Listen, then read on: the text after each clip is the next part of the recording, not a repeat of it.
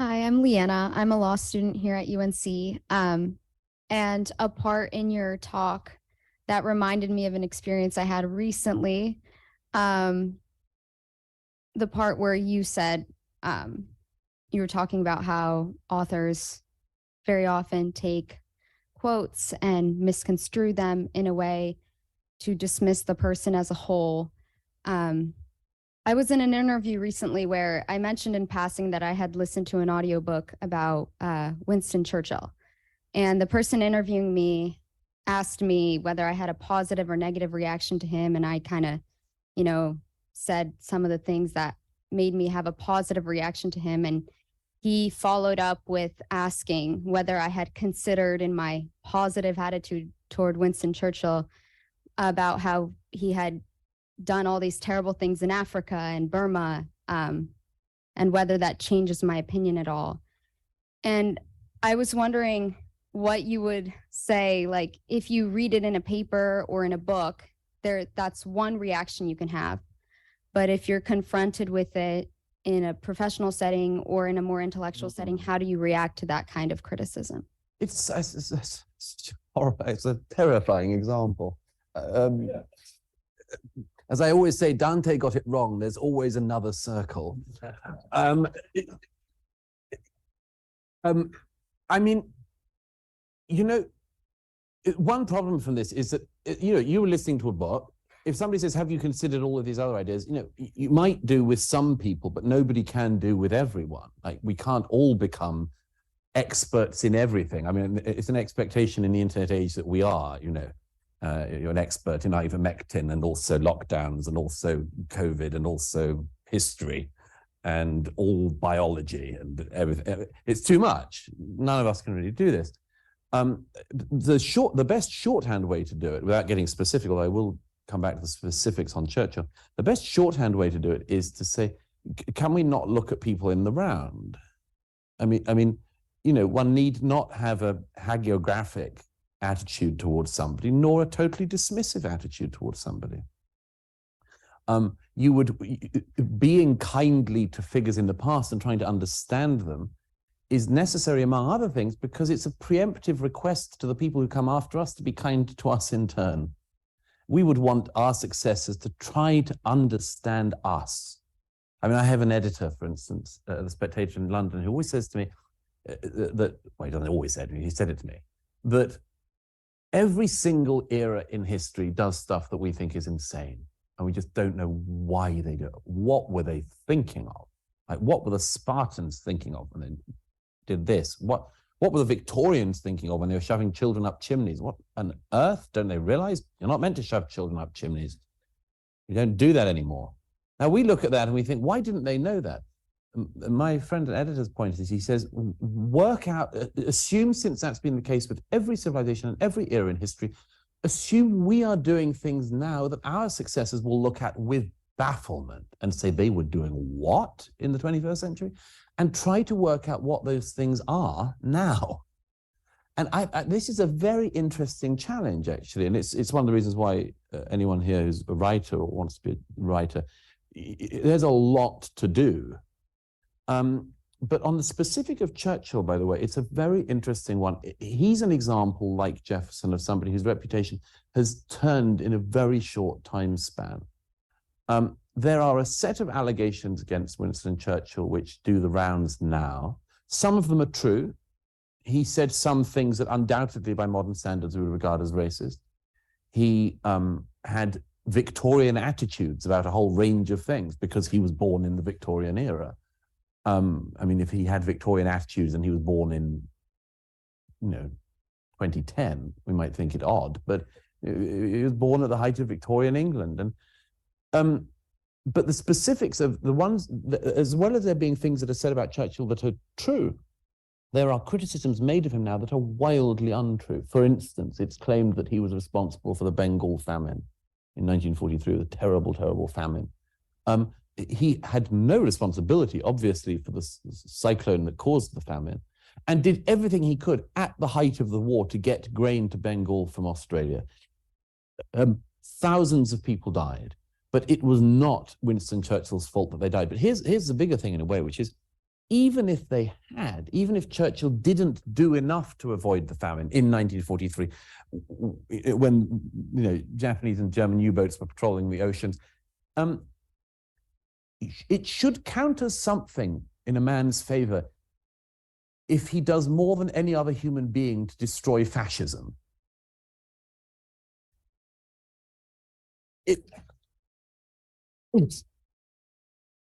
It should be on the positive side of the ledger. And, I mean, anyone who knows their mid-20th century history knows, and anyone who knows their British history knows, it was not inevitable that Britain was going to go the way that Churchill wanted it to go in the 1930s. Very strong opinion at a very high level that wanted appeasement. If Britain had gone with appeasement or had been invaded, there is almost no doubt that everything in the 20th century and indeed the 21st century would be utterly different.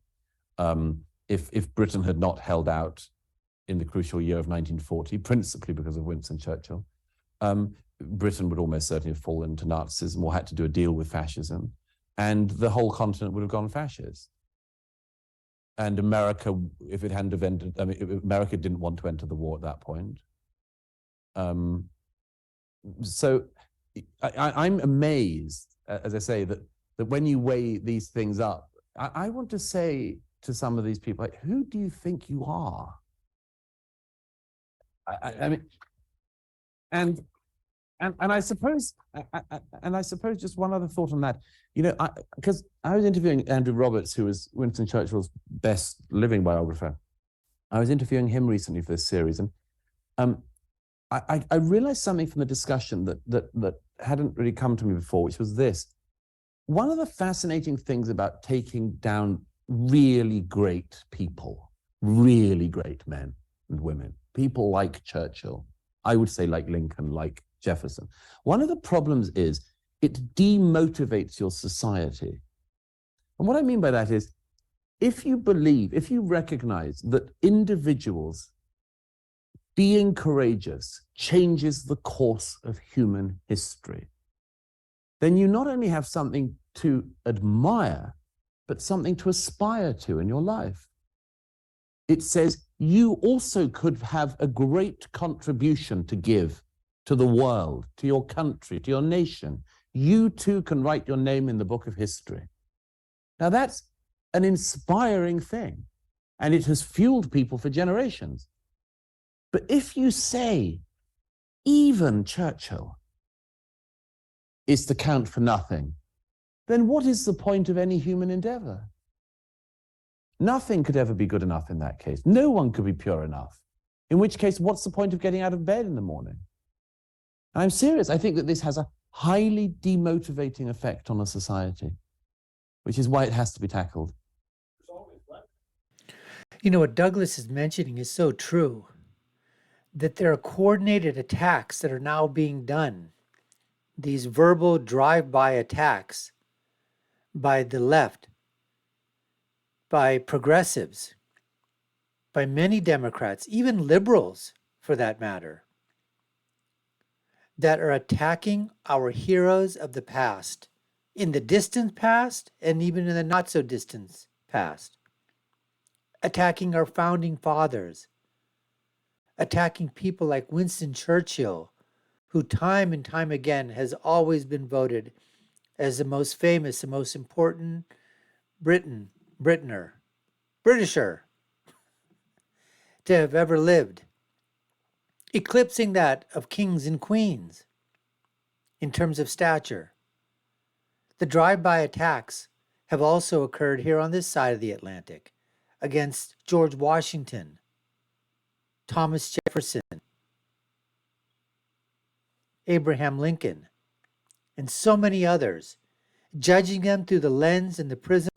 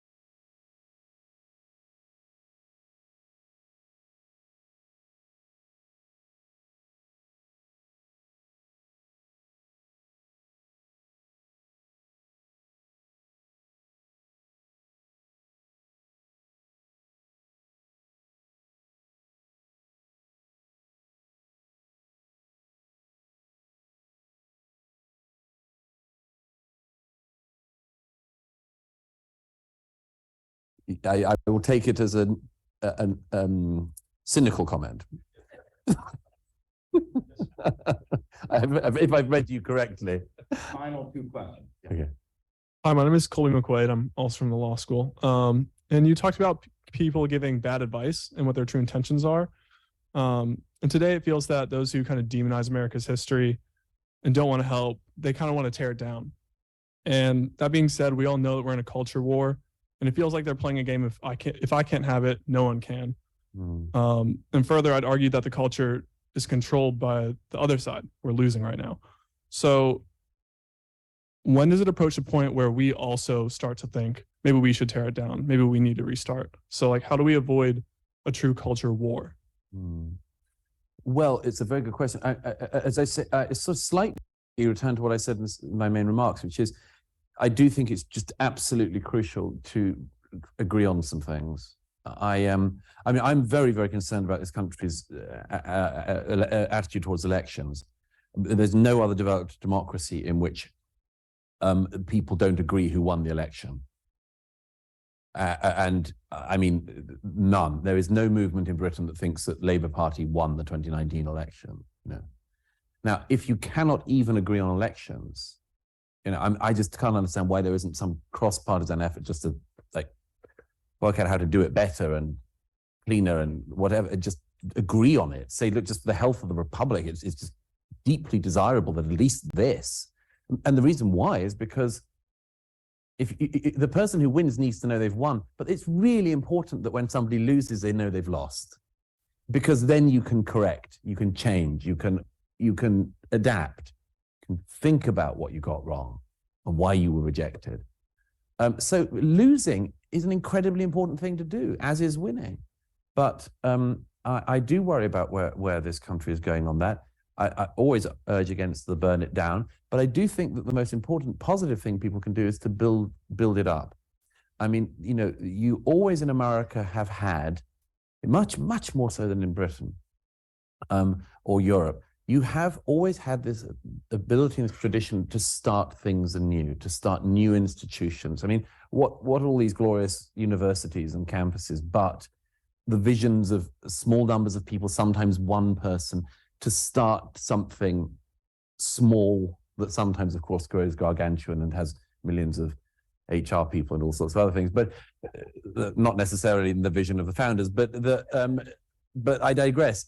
In general, that is the story of America. It is of people founding things, and if you don't like the ones that are there, doing it anew.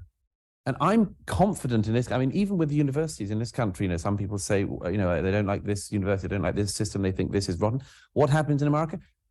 People will start new universities, and they already are,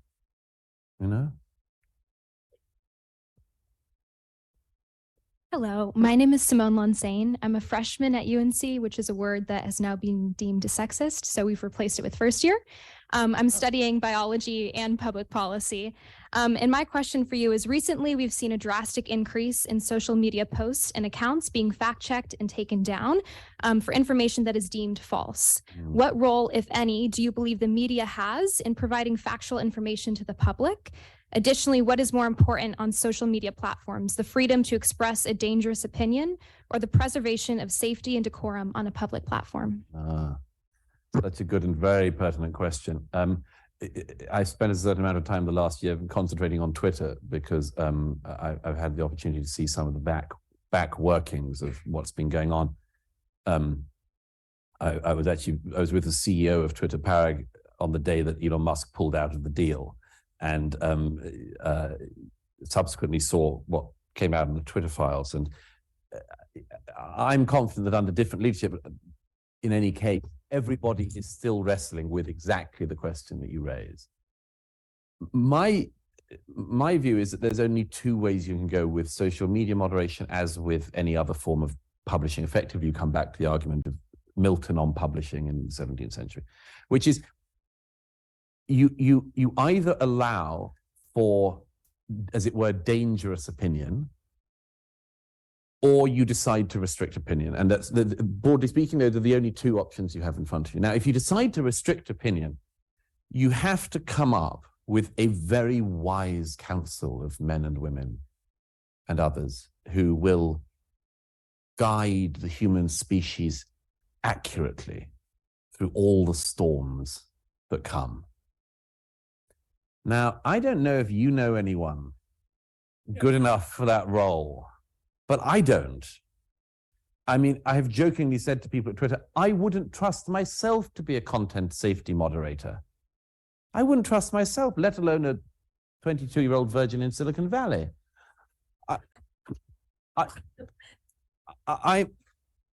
I don't see who could ever have the power that these people have wielded. And wielded secretly. That's one of the worst things with Twitter in particular, you know, not telling people we have these tricks we can do behind the scenes. So my own view is that between these two things, looking for the incredibly holy, brilliant group that will magisterially solve all problems and tell us what is true, or noisy, messy, dirty at times, but that's the deal. That's the bar you walked into. I'd rather have the second, every time. And you know, if I want decorum, I don't go to Twitter. If I want decency, I don't go to Twitter. But we're adults. We're not children. One of the fundamental problems of the age is the infantilization of adults, as if we are children. Children, it's a totally different thing. But once you're an adult, you have to be able to put up with things. You have to not be fragile, and you have to be able to choose where you go in your life. And if you want to go to a raucous party, virtually or actually, go to the raucous party. And if you want a decorous tea party, go to a decorous tea party. And everyone can have their own fun. But as I say, of the two options, that's the only one it seems to me at all viable. But thank you. It's a very important question. That's a great one to end on, Douglas, as we head off.